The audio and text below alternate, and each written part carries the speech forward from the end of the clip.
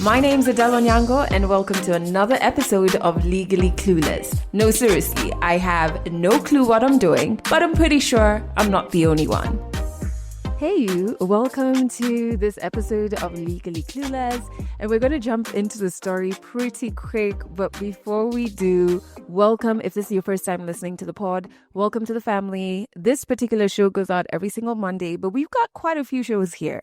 So we have this on Mondays. On Wednesdays, we have the Midweek Teas, where I share on topics that I feel are helpful for you on your healing journey. And then you also get the newsletter on Wednesdays. On Thursdays, we have For Mannerless Women on our YouTube channel and also right here on our audio channels. And then on Fridays, we have Ask a Therapist. So make sure you subscribe to our channel wherever you are listening to this on so that you don't miss any of our episodes. Subscribe to our newsletter on our website and join our TikTok and our Instagram. All of those links are in the show notes. I have one question. I feel led to share it on here, but I'll give some context. So you know how, if you're an OG member, which, I love you for being here since episode 1, this has been a very safe platform and show for me. I have opened up about very, very many things just because you have helped create that safety for me. And so thank you. I want to add a bit of playfulness because I am recording this as I rush to go on a date, okay? And I have not been carrying you along my, relationship dating side of things because I wanted to appreciate them for myself, right? And I have enjoyed. I've been enjoying. I'm still enjoying. And I'm really understanding and unpacking a lot more on what intimacy, love, partnership, relationships look like, sex, sensuality, all of the above. I've been unpacking what that looks like for an empowered woman, right? And unpacking it has meant reading stuff, has meant talking to people. I recently, just this past week, had an ancestral healing session with an ancestral healer from Lesotho, which was incredible. Yeah, it means so many expansive things. And I was just wondering, would you appreciate me writing about these experiences and the things that I'm learning? Is that something you would be interested in? Okay. And not from a gossipy, oh, I'm going on a date thing. I think I'm learning so much that can liberate women when it comes to loving themselves, understanding their bodies, and loving another person, regardless of what your sexual preferences are. So am I onto something here? I'm thinking about writing about them in a wholesome way, maybe gathering, writing them in the form of a series and putting them in a place where only if you think this is truly something you desire or want to know more about, then you can subscribe to it. But first, I just wanted to check back in with the place that I find to be my safe place, which is here. Would you dig that? Because I have so much to share. I have so much to share. I've been up to no good and all good and expansive experiences. So let me know. All you have to do is, wherever you're listening to this on, drop a comment and let me know if that's something you would be willing to read about. Because I feel like the format for that has got to be written. But yeah, you let me know. Drop me a comment. Sawa. Done. Let's move into our story in today's episode, okay? And you will meet Gachambi, who is an advocate of the High Court of Kenya. She's a humanitarian lawyer, an activist, a digital creator, and so much more, And when you listen to her, you can tell that she's full of so many powerful layers. And she's going to take us through her childhood, where she believed she was unstoppable. She's going to take us through post-election violence in Kenya that uprooted her world, bullying, and her journey then moves us into university life. So think freedom, think drinking, and just doing wrong things that are still right for you, because I think they expand you. And there's a lot more, like grief, that's going to come up in her story. And so this is only part one. Part two will be out next week. But this part is raw, it's reflective, and it shows the way life can shape you long before you fully understand what's happening. And I truly hope you enjoy it. Here you go. 100 African stories on Legally Clueless. Stories from Africa. My name is Gachambi. I am an advocate of the High Court of Kenya, a humanitarian lawyer, an activist by day and night. I am also a digital creator / a digital marketer, content creator in the niche wellness and lifestyle. I am born again. Let it be known that I'm born again. I was born in the leafy suburbs, but not really, in an area called Akisama, in a family of 5. My mother, my father, and 2 of my siblings, a smaller sister and an elder brother. I went to school somewhere along Lakisama, all the way till around class 5, yeah. Then during the post-election violence, since it affected the area which had been born, I had to switch schools, and that was the downfall of really this thing that I thought that I was good at. Because now growing up, I was a very smart kid. But then when you're growing up and you're a smart kid, when you transition into a school where there are other smart kids, if you were number 1 in your school in Kahunguro, then you have to be probably around number 15 or something of the sort. But yeah, the last 3 years of my primary education were a bit blah. Even in terms of performance, I didn't do well at all, which having supportive parents came through at this very time, because even if I got the mark that I got, which I won't mention really, they still encouraged me to just continue pursuing whatever thing I was pursuing. So that was it for my primary education. And I didn't do well. And it's important to know that I didn't do well, because this comes into play later on in my story. Okay, then now I moved to high school, somewhere along Juja. It was my first boarding experience. I had never been to boarding school. I had never been away from my parents even for a single day. And this was a little bit weird for me, knowing that I was tiny. I still am tiny for my age, but I was very, very tiny, and I had to go to boarding school. It was, I think, the make or break part of me. I did now remember who I was before now the post-election violence school transfer that I had mentioned. And I just put in effort in my education, and I thrived to be the very best. Of course, now acknowledging the fact that I'm now becoming an adolescent girl, and the way you're transitioning from like a baby, and now all of a sudden you're seeing these changes on your body, you're seeing these changes in your mindset. Even though you're still young, there are things that maybe you would have done when you were in primary school, but now that you're in high school, you're like, no, I need to fold my clothes. I need to sleep on time in order to wake up on time.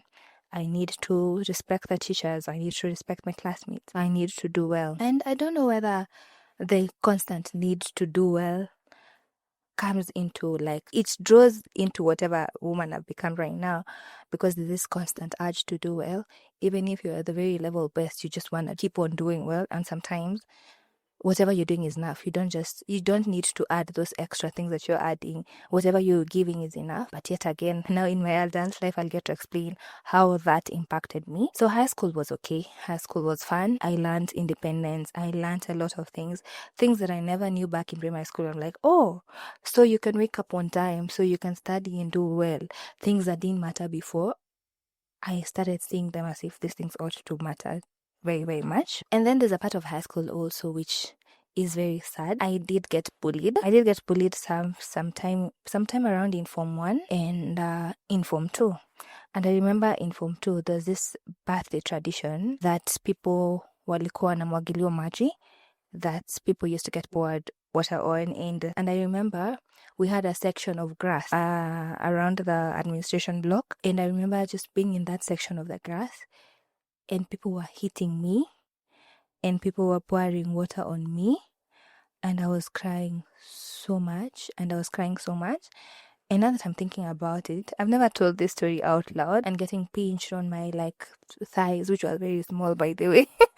It was actually so sad. And I remember I cried so much, and and my then best friend, she's the one who pulled me out of that. Out of that commotion that was happening. She pulled me out of it.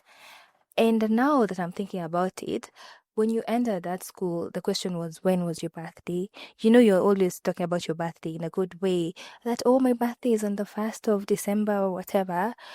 Now I was actually regretting telling my birthday. And best believe I never saw anyone getting hit on their birthday. I never saw anyone getting hit or pinched. The water part is okay. Because even growing up, when people had a birthday, you just pour water on them rather. It was just like, water is fun. Water doesn't have any physical impact on you because you'll change or you'll take a shower.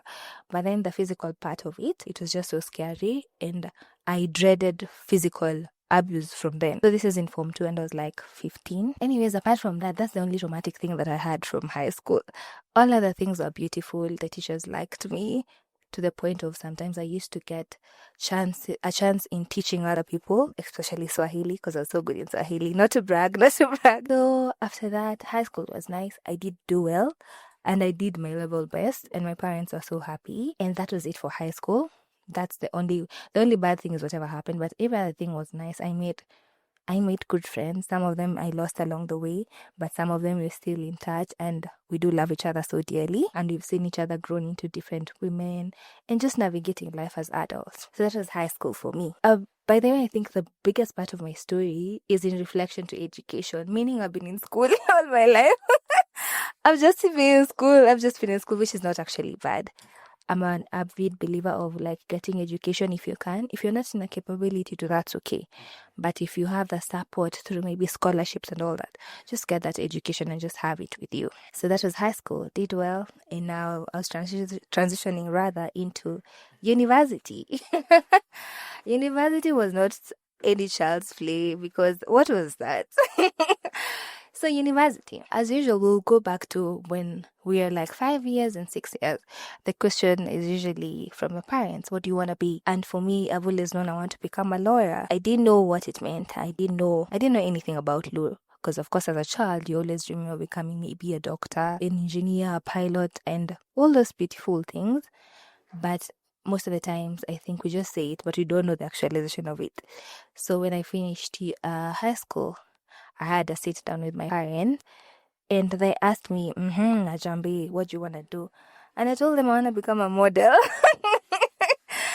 I told them, Mom, Dad, I want to become a model. They laughed. My dad laughed. Let it be known that this was the last encounter having with my dad in terms of education. I think that's the best thing he did before he passed away, telling me to go to law school because he passed the following year. I'll get to that.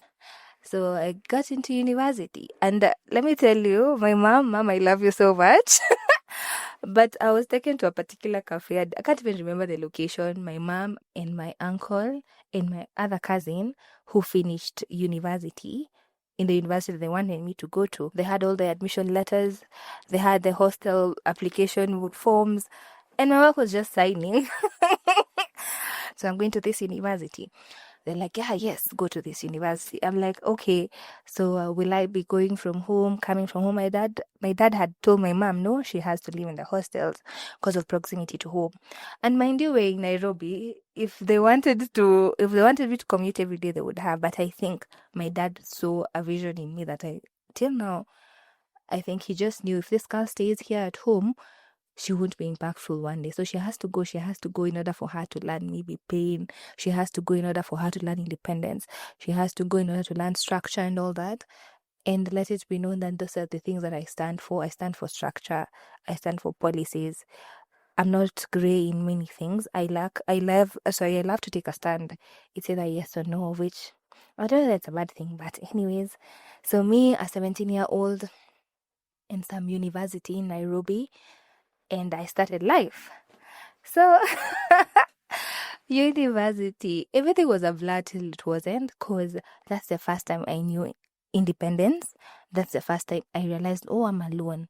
That's the first time I learned a lot of things which I wasn't meant to learn at that age. Yeah, so university, first year, second year. But let me tell you about first year.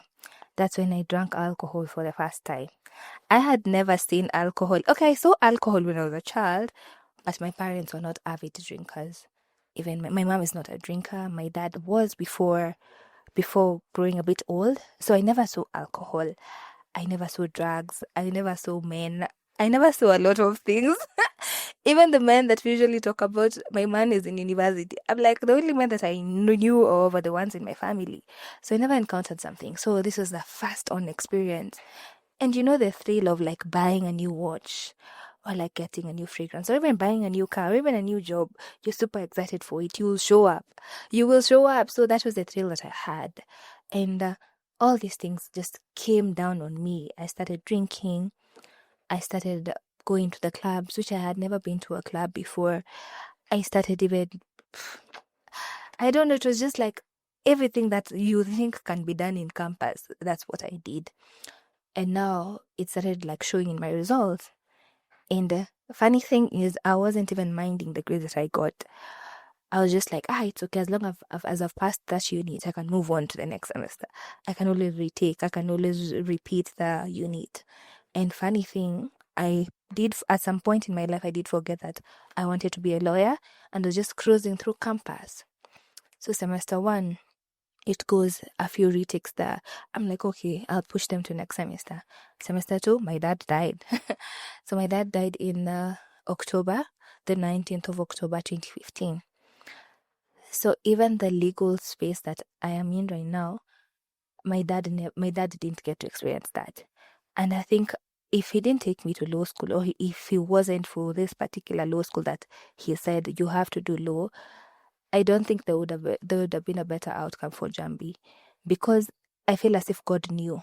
God knew you have to tell your daughter to do this particular course, and she has to be away from home, and she has to be all this, because if you don't do this, you're going maybe to pass away in a few months, and your daughter maybe will fall into depression and whatever, which I did, but it was in a very subtle way. So the second semester, I remember I got a call. And normally when you're in class, I don't know whether all universities have that law or rule whereby you don't use your phone. Maybe some do, but during our days, you just put your phone maybe in your bag. So I could hear the vibration in my phone repetitively. It was just repetitive and repetitive. And I was wondering, who's that was calling me? And I think it was a Thursday or a Tuesday. I can't remember. So our class representative told me, Jambi, I don't know how, yes, I've remembered. When you're signing up for school, you give the administration or whatever your emergency contacts. And I don't know how they got the number of our class representative, but our class representative told me, Jambi, check your phone. So my aunt had called me around 6 times. I'm like, hello, I'm in class. She's like, you need to come out of class.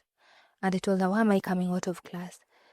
I was just like, being hard-headed is bad, because unaambiwa enda huko, you're like, no, I need to know why. So she told me, just get out of class.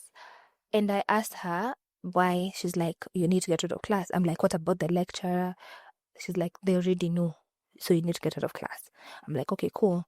So we left class. I went, boarded her car, then passed by my hostel. She told me don't even pack anything, just take essentials like my small to lotions and all that, just essential things. And we were going. I'm like, where are we going? Anyways, and let it be known that this is October, so we are nearing the end of the semester. The end of semester is usually around December, so probably you'll be doing your exams in a month's time, so you're covering all the courses and all that. And we got into the car, packed my essentials, got into the car, drove by a near mall. She asked me to order food. I'm like, okay. I ordered some KFC, and we drove back to her place. And I got to her place. There are women, the Women's Guild. In Christian domination, there are usually women who are, I don't know how to say it, but there's Women's Guild, there's CWA for the Catholic Church and all that. So there are Women's Guild women who had tied they have this scarves they usually tie on their hair, And they usually tie those. Now that my mom is part of the CWA, I see her tying the particular vitambas or scarves when there's a function, things like those. They don't just wake up one day and decide to tie it. No, it's something that they do. They honor whatever thing that they have going on.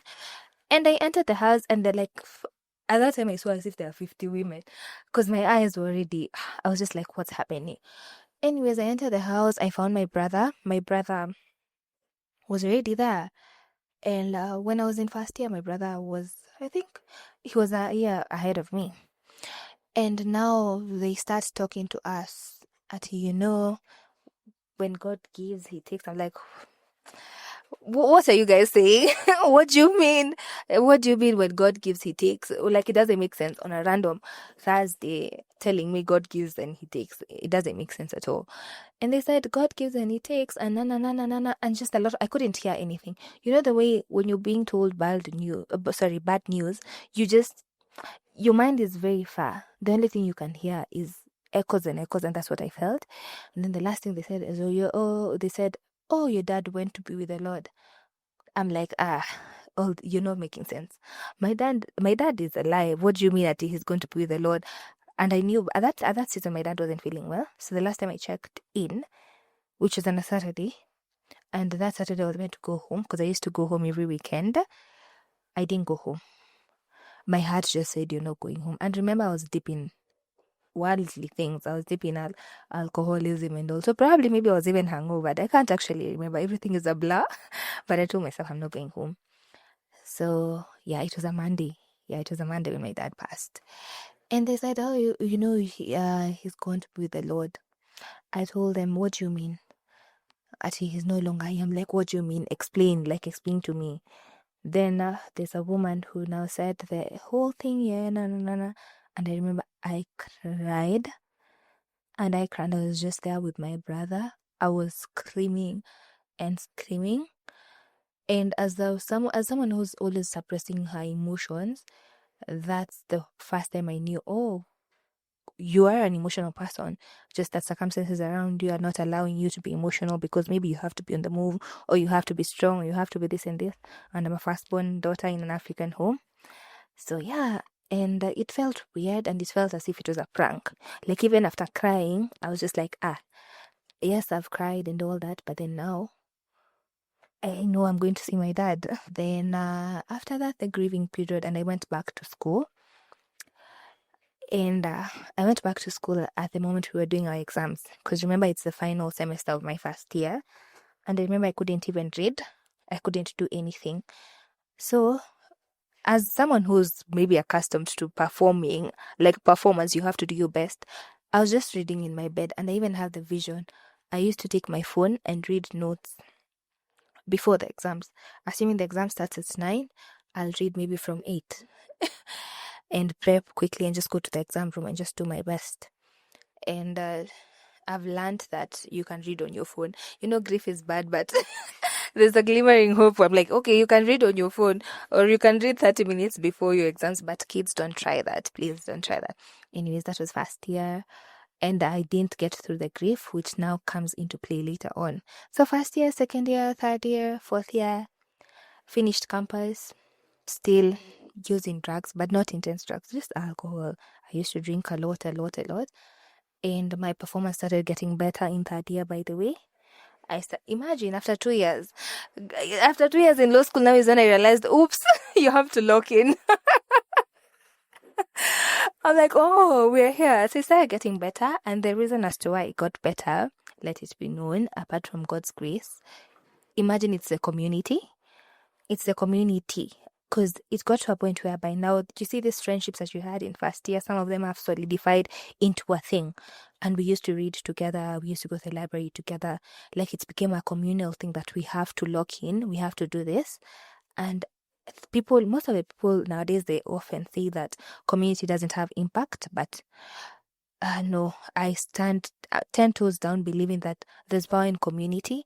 And you can't actually see it unless you're part of it.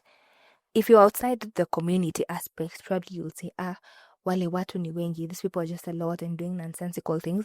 But when you're in it, you'll actually know the impact of it. And that's what got me through third year and fourth year. And around fourth year is when I met some of my best friends who we were friends with till now, like this. And we studied together. And now it got to graduation year. So our graduation year was 2019. Question would be, can you graduate with F's on your transcript? You can't. So remember, I had like a backlog of F's and some of the units I had failed in my first and second year. So they came here and I was just here standing looking at the graduation and looking at my transcript. I'm like, hey, no way you're making it. You can't make it to graduation. And I got into depression again. And this is the first time I actually realized, oh, Jambi, you've messed up. And shout out to my mom, because now my mom is a single mom raising 3 kids. And she told me, for the units you failed, you have to ensure that if you've missed this graduation, ensure by the time the next graduation is here, you put your house in order, but not in a strict way. Because even if you look at my transcript, all the units I had failed were probably from my first year, second year, especially the semester which I lost my dad. I had failed, I think, close to 3 units. Yes. So I locked in 2019 and we just continued studying, and we said we're not missing any other graduation. And I remember my dear friend Jennifer at the beginning of 2020, the COVID year, she told me, Jambi, we're not missing graduation. And I was just like, oh, I was hesitant about it. She's like, no, out of all the units we've done, you probably have like 2. I also have like 2 that we need to put our house in order real quick. And we did the exams online and graduated in 2020. And we graduated online, and I had won a vest and a lesso. Because it was online and it was on TV. So I graduated. I even have the videos on my phone. I have in a lesso and a vest and a bandana on my head. And my mom was so happy. At least something fruitful had come out of all this mess. And the depression, I started now getting hold of this depression, because I never knew I was depressed, by the way. For the people who are going through mental health issues, first and foremost, if you've gotten to a point of acknowledging you're not okay, you're one step ahead of healing. Because if you don't know whatever is happening with you, you can't know how should I deal with it. But if you know, by the way, I'm falling into depression, eventually I know you're going to be okay. It will take time, but the fact that you're acknowledging it, you're going to be okay. So I finished campus. That was my uni life, briefly. And I fell in love. I don't like sharing my love stories, but I did fall in love in uni. And guys, love. love. And it was good while it lasted, because then this was like my first proper relationship. Yeah, this was like a solid relationship. And I was over the moon. I was in love. Me and Cinderella, twins. And now let me take you through 2020. So from 2020 till now, I feel as if I've been working every day and night to just try and be this version of myself. Like, I usually rebrand after every 24 hours.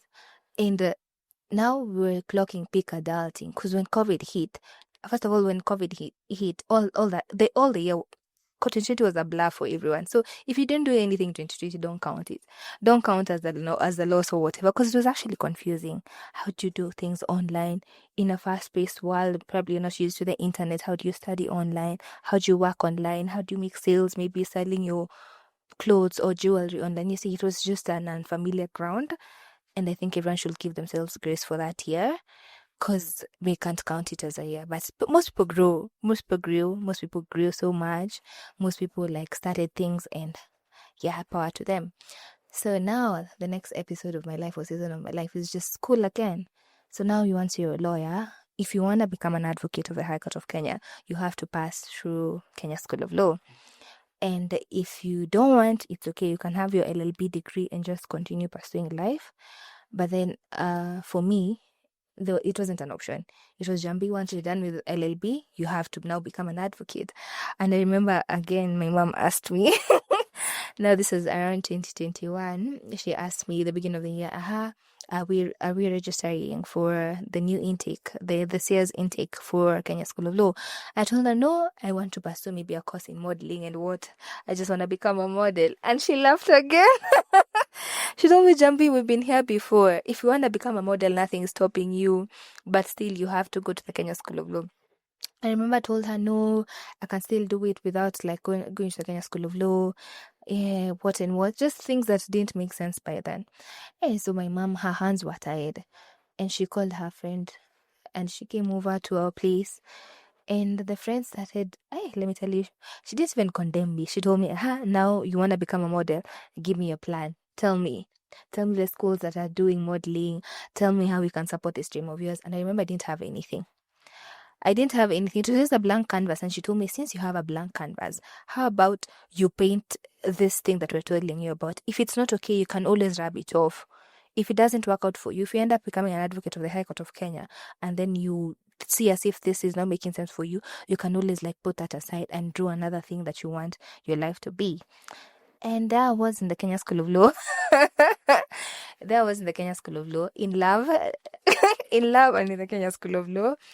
And we studied online again because now it was post-COVID and the systems hadn't been put in place yet of going like to physical places. And let me tell you guys, imagine God saved me. So when I got to the Kenya School of Law, remember I had a drinking problem, but I never knew it was a problem. For me, it was just vibes. Tunakunywa, can we buy a quarter? Yes, if you have kidogo money, let's just changa here and there, contribute 200, 100. There you have a bottle of KC, Kenya Cane or whatever. You're just drinking. And I never saw as if it was a problem because most of us don't realize that drinking is actually a problem. It's okay for you to drink, nothing against that. But the moment that it gets overboard and you can't control it, if you can't control it, well and good. But if you can't, just know you're far off from whatever thing that's happening. So got to the Kenya School of Law, and now I had started now looking for jobs here and there. But the previous year, COVID year, I did get a job in some auctioneering firm. It wasn't the best job ever, but it was something. And I quit. I was just like, no. And it was along Luthuli Avenue. I was just like, it doesn't make sense for me to be here. It wasn't like aligning to whatever fun life. You remember? Life was fun and good. So it wasn't aligning to that. I'm like, let me just quit. So when I got to the Kenya School of Law, I wasn't employed actually. I was just navigating life. And then I got a job, but not a job really. I got a hosting gig, hosting clubs. And what do I mean by hosting clubs? You get paid by the club to do like promotional things. Then on the day that you're supposed to go to the club, you go to the club, you get a bottle of alcohol for free, maybe food for free. It comes as a package. I don't know how it happens nowadays, of which it's still a job, nothing against whoever who is doing it, but that's what I used to do. Yes, you were getting paid and it was good money. By then it was good money, because if I'm getting paid to go to the club and it's a life that I'm used to, that's not a deal. It is a deal. If you can give me maybe, for example, 10,000 shillings, and yet I do love going to the club, I do love drinking, the only thing that I'm doing is dressing up and looking cute. That's an ideal life. So I was navigating that and navigating school. So KSL went by real quick. Funny thing is, you probably think KSL, Kenya School of Law, rather takes a bit long, but it doesn't. 1 year you're done. The next year you're doing your exams. So it's actually something, if you sit through it, you're going to make it eventually. Just wait for it to take its course, because you don't need to rush it, because it's already rushing you. 1 minute you're doing your admission, the next minute you're doing your oral examinations, the next minute you're doing your project work, the next minute you're sitting for the exams. So it got to the exam period, and I had been reading, but not reading well. You could be reading, you could be perusing, but you actually are not getting whatever you're perusing. So it got to the exam period, and my then friend, no, my best friend now, my best friend and I weren't in talking terms. I love you, baby girl, but we weren't in talking terms by then. So what brought us together is the exams, because all of us were usually looking for like study teams and like, exam period the way it is, but this is very intense because this is like do or die. It's not like you can have a chance to retake and all that, but the intensity of this exam doesn't allow you to fumble, of which I had been fumbling throughout the year. But then a month to the exams is when I'm realizing, oh, I need to lock in. Anyways, mambo ya Mungu. So we got into a particular team, and this team encompassed my best friend Jennifer, my friend Chip, my friend Jacinta, my friend Valine. It was just like a team of 6 girls, but the core root of that group was 6 of us, of which each of us had maybe different study partners, but we used to study together. So we went and sought asylum in my friend's hostel, which is like a 3x6 square room, and that's where we camped during the exam period. We camped. We weren't leaving. Okay, we used to leave maybe during the weekend, go home, take a shower, just replenish your energy, then come back to my friend's hostel, which is just nearby school. So all of us in a 3x6 room on a 3x6 bed. Don't ask me how it worked, because anyway, so we got through the exam period, and the exam period was actually so hectic. We were eating like 1 meal per day. Even when you're eating, you're not enjoying that meal. We weren't sleeping. We used to sleep in terms because we remember in turns. Remember, the bed is a 3x6 bed. So if there's a shift that's sleeping maybe from 1 to 3, you have to wake up, so that the people who are reading maybe from 12 to 1, they have to sleep. And if it's showering, you have to start showering maybe by from 3, so that you can get done showering by 8, so that you can be in the exam room by 9. And I wish I vlogged the whole thing, but it was too intense for me to even like talk about it or just do anything about it. And we got through the exam period, and I think sometimes the lowest point of your life brings you the best people, because who would have known that we'd have been friends out of just a mere exams? Like maybe the purpose of God was you people have to read together in order maybe to form this sisterhood that you have right now. And we finished the exams, and I was like, okay, I'm done. Trust me, I didn't know I was going to pass. Passing wasn't even on my bingo card. I was just like, okay, it's over and done. Let me just cruise through life. And then this partner was very supportive. This then boyfriend was very supportive, because he played a huge role. And yet again, I feel as if the thing that I'm saying, sometimes even the downfall of things brings you such good people, because at that point you need support. And even though your parents are supporting you, they can't understand. They're just like, I'm praying for you, my daughter, I'm praying for you, my son, but they don't understand the intensity of these exams. And I don't know whether even us as lawyers, we've been told that this thing is so hard, such that even when you're walking through it, you feel as if it's hard, even if it isn't. Even if maybe you're supposed to read 1 or 2 hours, you feel as if that's not enough. I need to read 4 to 5 hours for me to be able to get that pass. Of which now I'd even tell young lawyers who are hoping to get admitted to the bar or are doing the exams, take it easy on yourself. You're not going to die because of these exams. Do your best and just leave it as is. Don't kill yourself. If you want to sleep maybe for 8 hours, sleep for 8 hours. If you feel as if you can function well in a group dynamic, then do that. You feel as if you're a solo reader, do that. You feel as if just don't do whatever other people are doing, because even for us, whatever we did, it saved us, yes, as a group, but maybe that wasn't the dynamic for everyone. Maybe there's someone who wanted to be a solo reader. There's someone maybe who thrives maybe in group work.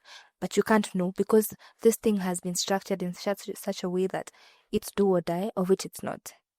It's not. You just do your best. Attend your classes, read, do your best, but don't kill yourself, please. There ain't gonna be any other person apart from you in this world. So if you go, what does it count for?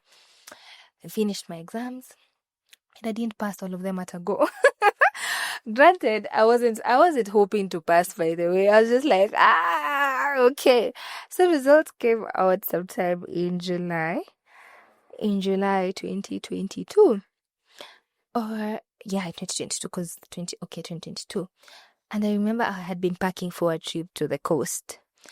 I had packed everything the night before, and then what they used to do, they used to send a message on WhatsApp. So you just check WhatsApp on a random Monday or on a random Sunday. You're just like, let me go through my phone. And then you come across this PDF document that reads 2021, 2022 results, and then your whole life is ruined immediately. So I was like, let me check WhatsApp. Let me just check WhatsApp. And I checked. I'm like, what do you mean results? I closed my phone. I called my best friend. Hey girl, have you seen? She's like, yeah. Have you opened? I'm like, no. Then I asked her, have you opened? She's like, no. She's like, okay, let's take it easy and just open it. You just do your thing. Then we open the results and catch more African stories in the next episode of Legally Clueless. That is just part one of Gachambi's story, and honestly, I'm sitting with so much, but there's two things that really stayed with me. Number one is when she talks about the power of community, when she says that community is the reason I made it through third and fourth year. Whew! I felt that, and I felt it because it is a reminder that healing and progress don't happen in isolation. Sometimes the people around us save us without even knowing it. However, I think we have been socialized to really limit what we view community as. Community is more expansive than we've been socialized to see it as. And I welcome you to lean in your own lives and be open to receiving community, even if it doesn't look like what your friend group is meant to look like. It could look like someone older than you, someone younger than you, someone who's not family, somebody who's from a different race, a different cultural background, someone who is from a lower economic background than you know what I mean? Community is all around us. Tap into it. The other thing that I really resonated with in part one is just how grief can move into your life quietly and just redesign, reshape everything. But if you've not acknowledged it, it can do all of this madness and still go unacknowledged for years, right? So she didn't even realize she was depressed. She was just pushing, surviving, performing, and coping. And so many people, I feel like, if you've experienced grief, you know exactly what she was talking about, right? So part 2 is going to be out next week. It dives even deeper into that transformation, and you'll hear how all these early experiences shaped the woman that she's becoming today. So make sure you're here next year. But next year, you're here next week. But while you wait for part 2, remember there's so much happening across our network. So make sure you subscribe to our YouTube so you don't miss out on For Mannerless Women. Season 3 is live and going out every Thursday on our YouTube channel. If you need grounding conversations every week, the Midweek Tease is there for you. Sign up for our newsletter so you get deeper reflections, community conversations, and any behind-the-scenes updates around our events here. The links for all of that are in the show notes. But thank you so much for listening to the very end and for holding the story with so much care. Thank you for being part of this community. And as always, I know you have every single thing it takes to heal. That's it for this episode of Legally Clueless. You can share this podcast with your friends. You can keep it for yourself. I'm not judging. Just make sure you're here next week for the next episode.